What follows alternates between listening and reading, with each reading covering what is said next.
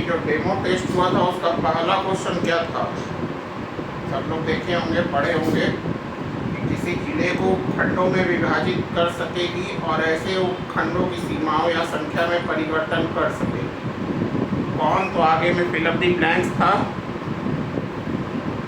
May divide a district into subdivisions and alter the boundaries or numbers of such subdivisions.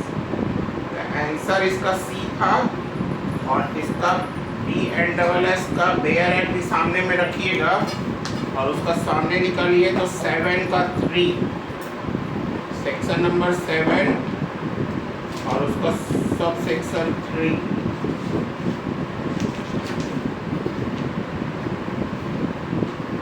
Section 7 का heading क्या है? Territorial divisions.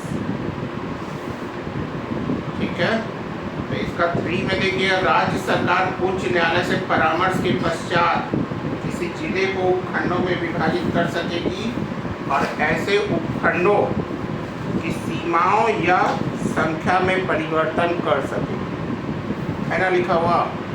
तो answer देखिए क्या आ रहा आपका, सी में है ये ऑप्शन।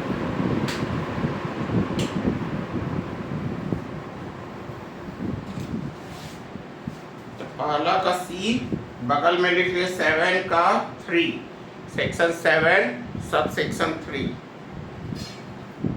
उसके बाद क्वेश्चन नंबर 2 है, यहाँ किसी सेशन न्यायाधीश का पद रिक्त होता है, वहाँ किसी अति आवश्यक आवेदन को जो ऐसे सेशन न्यायालय के समक्ष किया जाता है या लंबित है, किसी अपर सेशन न्यायाधीश द्वारा, यदि अपर सेशन न्यायाधीश नहीं है तो सेशन खंड के मुख्य न्यायिक मजिस्ट्रेट द्वारा निपटाए जाने के लिए व्यवस्था कर सकेगा। ठीक है, इसका ऑप्शन नंबर बी है हाई कोर्ट और बगल में सेक्शन नंबर लिखिए section 8 sub section 5। Where the office of the sessions judge is vacant, the उसका fill of the blanks है, may provide for any urgent application which is made or pending before such sessions court to be disposed of by any additional session judge, or if there is no additional session judge by the CJM of the sessions division। तो answer इसका high court है, बगल में लिख लीजिए section 8 sub section 5। देखिएगा sub section 5 में ये बात लिखा हुआ है, सेम टू सेम पूरा सेक्शन। क्वेश्चन नंबर 3 निकालिए। प्रत्येक जिले में प्रथम श्रेणी और द्वितीय श्रेणी के न्यायिक मजिस्ट्रेटों के उतने न्यायालय ऐसे स्थान पर कौन स्थापित कर सके? In every district there shall be established as many courts of judicial magistrate of the first class and of the second class and at such places by किसके द्वारा? ऑप्शन नंबर सी है। ठीक है, राज्य सरकार उच्च न्यायालय के परामर्श के पश्चात, state government after consultation with the high court. बगल में लिख लीजिए सेक्शन 9 सब सेक्शन 1, बेयर भी सामने में रखिएगा। देखिए फर्स्ट पॉइंट में सेम टू सेम लिखा हुआ है। फोर्थ क्वेश्चन, विशेष न्यायिक मजिस्ट्रेट एक समय में फिल अप द ब्लैंक्स कितनी अवधि के लिए नियुक्त किए जाएंगे? Special judicial magistrates shall be appointed for a period of fill up the blanks at a time. Answer क्या है? ए, 1 वर्ष से अनधिक, नॉट एक्सीडिंग 1 ईयर। बगल में सेक्शन लिखिए 11 सब सेक्शन 2, पढ़ लीजिएगा, उसमें देखिए लिखा हुआ है। ऐसे मजिस्ट्रेट विशेष न्यायिक मजिस्ट्रेट कहलाएंगे और एक समय में 1 वर्ष से अनधिक इतनी अवधि के लिए नियुक्त किए जाएंगे जो उच्च न्यायालय साधारण या विशेष आदेश द्वारा निर्देश दे। Such magistrate shall be called special judicial magistrate and shall be appointed for such term not exceeding 1 year at a time as the High Court may by general or special order direct। ठीक है, 1 वर्ष से अनधिक 6। Question number 5, उपखंड magistrate की नियुक्ति कौन कर सकता है? Who can appoint a sub divisional magistrate? आप लोग जानते हैं एग्जीक्यूटिव मजिस्ट्रेट से संबंधित जितने भी लोगों का अपॉइंटमेंट होता है स्टेट गवर्नमेंट करता है। तो आंसर ए, राज्य सरकार, स्टेट गवर्नमेंट। बगल में लिखिए section 14 sub section 4 FIR act में देख लीजिएगा। राज्य सरकार आवश्यकता अनुसार किसी कार्यपालक मजिस्ट्रेट को उपखंड का भार साधक बना सकेगा और उसको भार साधक से मुक्त कर सकेगी। तो इस प्रकार किसी उपखंड का भार साधक बनाया गया मजिस्ट्रेट उपखंड मजिस्ट्रेट कहलाएगा। The state government may place an executive magistrate in charge of a subdivision and may relieve him of the charge as occasion requires, and the magistrate so placed in charge of a subdivision shall be called the subdivision magistrate. The राज्य सरकार A 14 subsection 4। Question number 6, राज्य सरकार विशेष कार्यपालक magistrate उस police अधिकारी को भी नियुक्त कर सकती है जो कि पंक्ति से नीचे का ना हो। फिल अप द ब्लैंक्स है। ऑप्शन नंबर सी पे है टिक मारा हुआ, पुलिस अधीक्षक, superintendent of police. The state government can also appoint a special executive magistrate, a police officer who is not below the rank of, fill up the blanks। तो सी police अधीक्षक, superintendent of police. Section number 15 लिख लीजिए बगल में 15।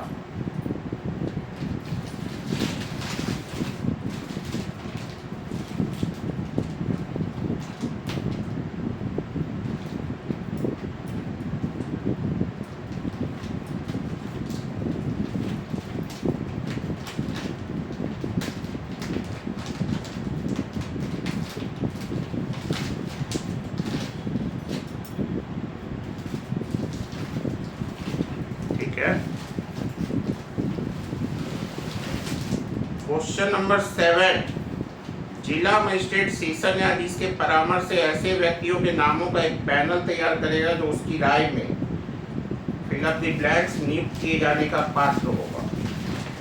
The DM shall in consultation with the sessions जज prepare a panel of names of such persons who in his opinion are eligible to be appointed as. Option में देखिएगा लोक अभियोजक, अपर लोक अभियोजक और सहायक लोक अभियोजक, तीनों दिए हैं। चौथा ऑप्शन है ऑल।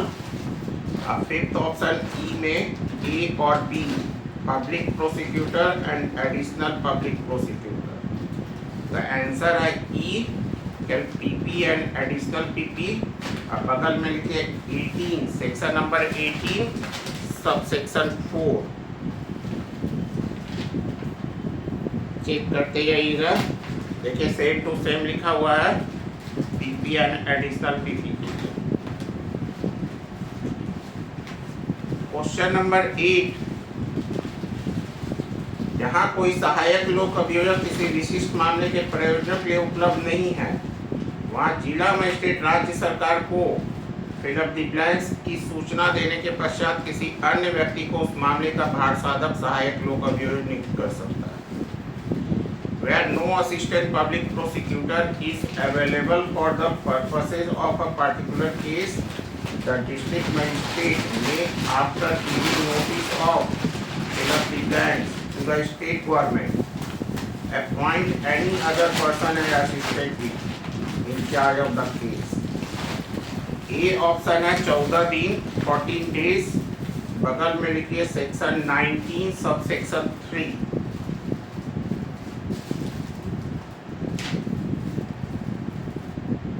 ठीक है, सेम टू सेम देखिएगा, मिल जाएगा। क्वेश्चन नंबर 9, कोई व्यक्ति अभियोजन निदेशक या अभियोजन उप निदेशक के रूप में नियुक्ति के लिए तभी पात्र होगा यदि वह अधिवक्ता के रूप में कम से कम डैश माने वर्ष तक व्यवसाय में रहा है या सेशन न्यायाधीश है या रहा है। A person shall be eligible for appointment as director of prosecution or deputy director of prosecution if he has been in practice as an advocate for a period of at least fill up the blanks or is or has been a sessions judge. तो option number D 15 वर्ष 15 years, बगल में section लिखिए 20 subsection 2 clause A, इसलिए सब लोग section 20 subsection 2 clause A. Question number 10 section 23 के अनुसार सामुदायिक सेवा का दंडादेश कौन दे सकता? Who can give the sentence of community service as per section 23? Community service आप लोग जानते ही हैं, एक नया प्रकार का पनिशमेंट ऐड किया गया है। तो कम्युनिटी सर्विस देने का पावर किसको किसको है? तो ऑप्शन में बी और सी देखिएगा, first class magistrate and second class magistrate, माने ऑप्शन नंबर ई। और सेक्शन बगल में लिखिए सेक्शन 23 सब सेक्शन 2 एंड 3, दोनों में देखिएगा, एक में फर्स्ट क्लास और एक में सेकंड क्लास।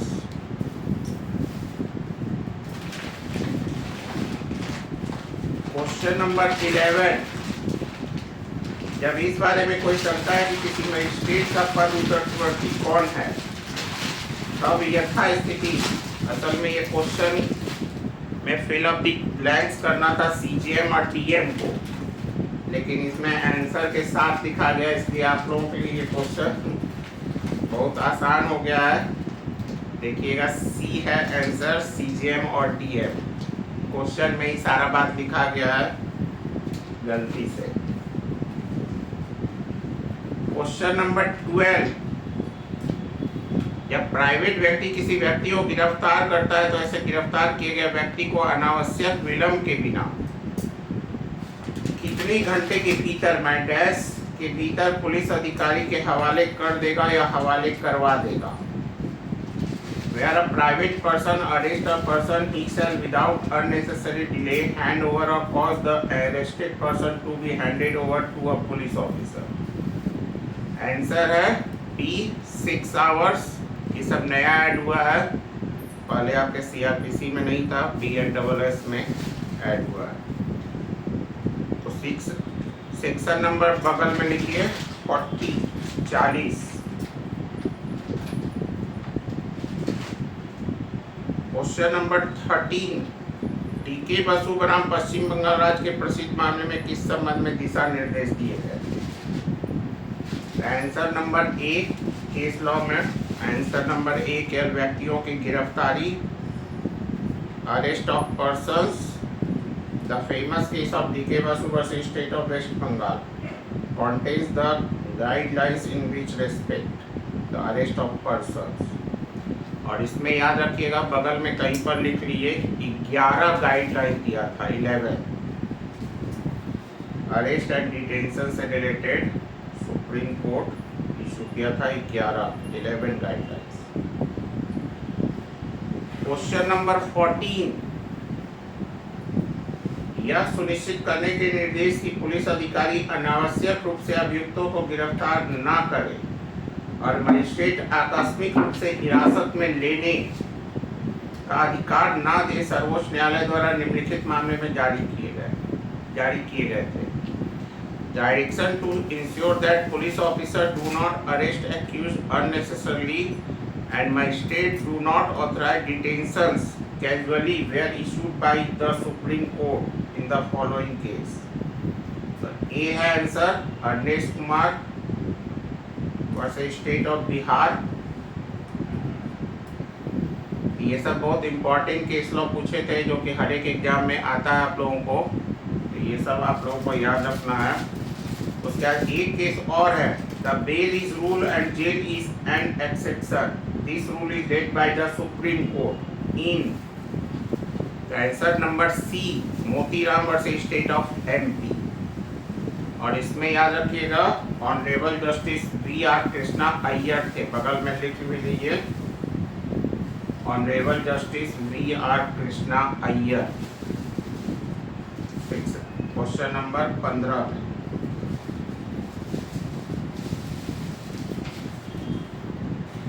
क्या सेक्शन है? Question number 16। अब डिफिनीशन कुछ पूछे थे इम्पोर्टेंट। बेल का डिफिनीशन ऐड किया गया है BNSS में, जो कि हम पूछे थे किस सेक्शन में डिफाइन है। तो आप लोग जानते ही हैं 21B में है, बी ऑप्शन। उसी तरह क्वेश्चन नंबर 17 इलेक्ट्रॉनिक कम्युनिकेशन को डिफाइन कहा गया है BNSS में। तो इसका आंसर ए है 21I। 18 क्वेश्चन 18 इन्वेस्टिगेशन कहाँ डिफाइन किया?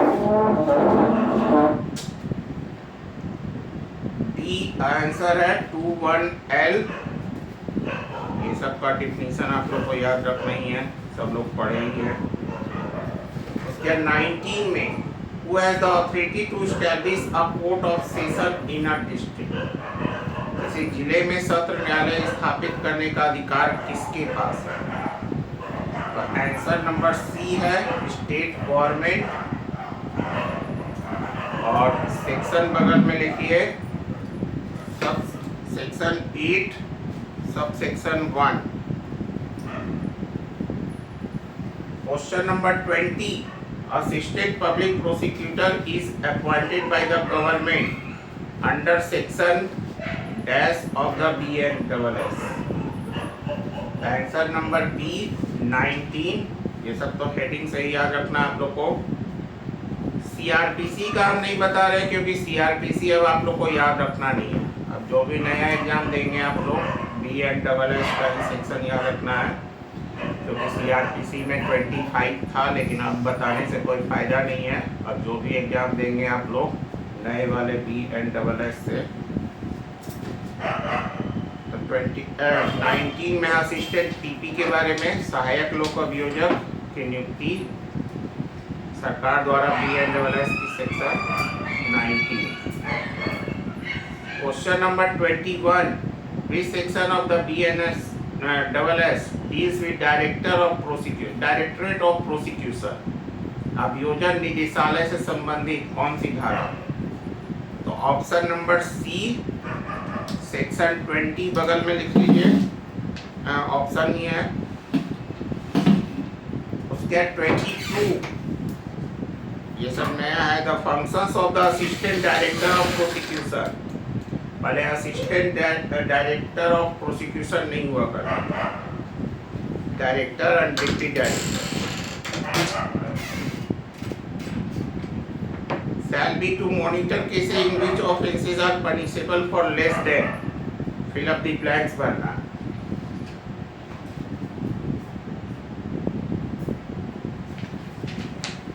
अभियोजन सहायक निदेशक का कार्य ऐसे मामलों की निगरानी करना होगा जिनमें अपराध डैश से कम दंडनीय है।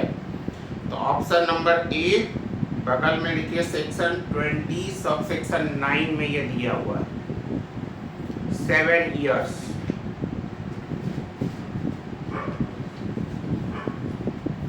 Question number 23 under the BNSS the powers of judges and magistrates exercisable by their successors in office under section, option number C section 29। देख लीजिएगा, सीधा हेडिंग से ही क्वेश्चन है कि भारतीय नागरिक सुरक्षा संहिता 23 के तहत न्यायाधीशों और मजिस्ट्रेटों की शक्तियां उनके पद उत्तरवर्ती द्वारा किस धारा के तहत प्रयोग की जा सकती है? तो 29। उसके 24 no arrest shall be made without prior permission of an officer not below the rank of deputy superintendent of police in case of an offence which is punishable for imprisonment of less than 3 years and such person is infirm or is above dash of age। The answer number C 60 years। अब बगल में section लिखिए section 35 sub section 7 पढ़ेंगे, सब चीज मिल जाएगा। कोई भी गिरफ्तारी ऐसे अपराध के मामले में जो 3 वर्ष से कम के कारावास से दंडनीय है, और ऐसा व्यक्ति जो शिथिलांग है या फिल अप द ब्लैंक से अधिक की आयु का है, ऐसे अधिकारी की जो पुलिस उप अधीक्षक से नीचे की पंक्ति का ना हो कि पूर्व अनुमति के बिना नहीं की जाएगी। तो 3 वर्ष से कम कारावास से दंडनीय है, और ऐसा व्यक्ति या तो शिथिलांग है या 60 वर्ष से अधिक आयु का है। सी है आंसर। और बगल में 35 सबसेक्शन 7 बोल दिए। और लास्ट क्वेश्चन 25, ये डेमो को टेस्ट था, ये 25 क्वेश्चन का डेमो टेस्ट था। Any private person may arrest any person who commits non-bailable offence in his presence, commits non-bailable offence and cognizable offence in his presence, commits compoundable offence in his presence, और D है commits non-bailable and cognizable offence in his presence or is a proclaimed offender। तो कोई भी निजी व्यक्ति किसी ऐसे व्यक्ति को गिरफ्तार कर सकता है जो उसकी उपस्थिति में गैर जमानती अपराध करता है, उसकी उपस्थिति में गैर जमानती अपराध और संज्ञेय अपराध करता है, उसकी उपस्थिति में समनीय अपराध करता है, और डी है उसकी उपस्थिति में गैर जमानती और संज्ञेय अपराध करता है या उद्घोषित अपराधी। देखिए बहुत सारे लोग बी देखते ही साथ बी मार देते हैं, है ना, लेकिन वो भी गलत नहीं है। लेकिन अगर ऑप्शन देखिएगा तो ज़्यादा सही कौन सा है, तो डी आंसर ज़्यादा सही है, इसलिए डी को आप लोग आंसर माने और सेक्शन बगल में लिखिए 40। तो ये आप लोगों का टेस्ट इस तरह से चल रहा है, और इसी तरह से अब 6 अक्टूबर से आप लोगों का टेस्ट कंटिन्यू होगा। वीक में 2 टेस्ट होगा, संडे को लॉ होगा, 50 क्वेश्चन का होगा और उसके लिए 30 मिनट्स, और वो टेस्ट जो भी होगा OMR सीट पे आप लोग देंगे। और वेडनेसडे को एक टेस्ट होगा जीके का, जिसमें 30 क्वेश्चन रहेंगे और उसके लिए 20 मार्क्स का रहेगा।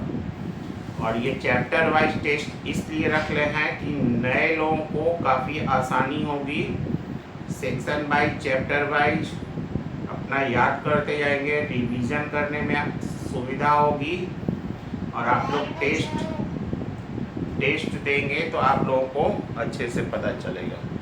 क्या हो गया?